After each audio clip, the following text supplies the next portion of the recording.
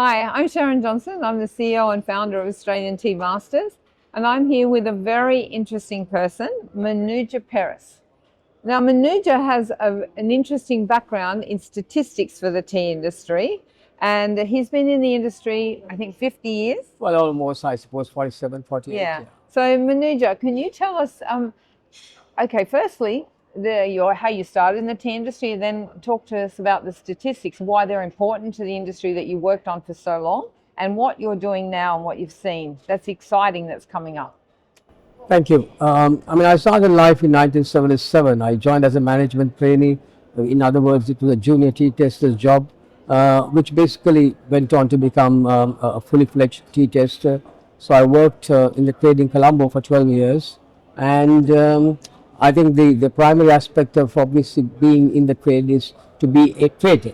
So being a tea trader is what counts. And what's interesting, what's fascinating with tea industry is that you join as a tea tester. But what people don't realize is that a tea tester job encompasses virtually everything in a business, be it banking, be it shipping, be it accounts. So these aspects are all actually coming within the purview of being a tester, which sometimes the rest of the world don't realize. Then these guys are perhaps looking at teas, analyzing teas, tasting teas, and selling their tea to prospective buyers. But there's much more than that. And to be honest, just to complete that, there are many guys who joined as junior tea testers who've gone on to become managing directors. Basically, they run companies.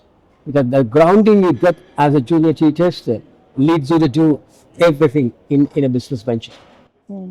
And so how did you get into the statistics side? Yeah, that's beyond that, because obviously having worked 12 years in the tea trade in Colombo, which was obviously my passion in a way at that time, because I still feel that trade in tea is something which gives you a buzz, and particularly if you look at the public auctions, the way they were in the world for many years, the outcry auctions where the body language plays a role, a vital role. And today, sadly, I'm digressing a little bit, but today I will argue that lots of producers, without realizing, having given ground to the technology, are losing out big time. Yeah. Because if you are in a public auction where you see each other, you see your competitors, you see from morning till evening what exactly is each buyer after, right? Because when you see the public auction, within 10-15 minutes you work out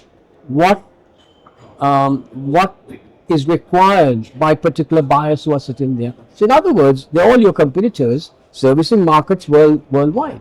It could be your own market or somewhere else. So in the public auction, the body language plays a role. Yeah. So the moment you see what's happening, you work out what's required, and sometimes just a nod, perhaps raising the eyebrow.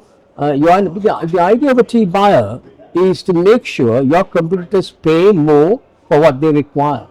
Ah, okay. Right. So this is the key. Now that aspect, in a way, has almost disappeared with the way the auctions are conducted today. So, sorry, I think you asked. No, that's fine. No, it's very interesting, actually. Yeah. So then beyond that, I left Colombo in late 80s, and I then joined the international organization, which basically is responsible for collecting and compiling statistics. And I was in that job for 34 years, and until I thought I needed a fresh change, perhaps, having done that job for 30 plus years, and I left the job at the end of March, really, yes. And how important were those statistics that you compiled for the industry, do you think? Yeah, very much so, because even when I was in the trade back in Colombo, I realized the value of what they do. And in a nutshell, I think the main important thing is that if you want to make an informed decision, you could be an exporter, you could be an importer, you could even be a warehouse keeper sometimes, right? And even it could be like fund managers for that matter. You will get an idea of keeping abreast of credible data, which will then allow you to make the decisions you want to make. Now, on the other hand, we also see a situation that where sometimes, sadly it happens, people expect when it comes to data to be available free of charge, with perhaps the internet and things like that. But unfortunately, it's not that straightforward if you want good data. But the downside is that there are sometimes question marks with regard to data because unfortunately there is government influence in certain cases. Yeah. And sadly, not only in particular countries, developing countries as such, where people sometimes think it happens, but it does happen in developed countries as well. Yeah. I mean, for example, within the European Union, right, and even UK was the case up to a certain time, they were compiling trade data based on their VAT returns. Oh, yeah, yeah. So, which in other words, they're making estimates. Yeah. So, you're actually looking at numbers which are not precise as they used to be. Yeah. So, that's a bit sad. But still, for all, if you have time series data, that will give you a clear indication as to what the trends are.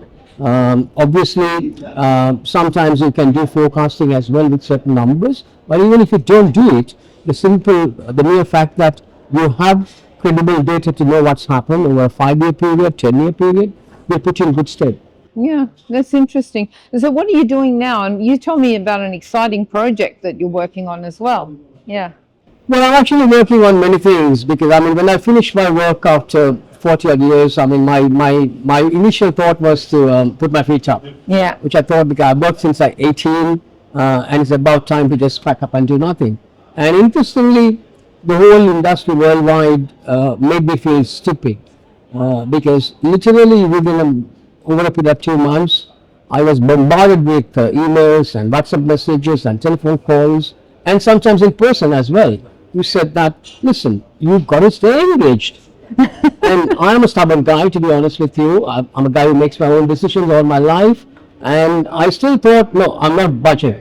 I'm going to stick with my decision. I'm not doing anything. But that didn't last. It didn't last. And then one day I thought, well, the whole world or the whole tea industry must be right here. I mean, I must be stupid. So I put my stubbornness aside, and I was in the train going back home one day. And I thought, okay, I will just perhaps be a consultant. And because I realized that once I do that, I was very fortunate to be approached by many people in different capacities. Sometimes the case where perhaps certain people wanted certain tea supplies from particular markets, where they probably felt that going through me maybe gave them a bit of perhaps confidence or trust rather in certain parties. Well, I have known these people for 30, 40 years. Yeah. So that was one thing. And then beyond that, I'm also working for a premier printer in Sri Lanka who has approached me to push their export sales, really, printing, packaging, offset printing and digital printing.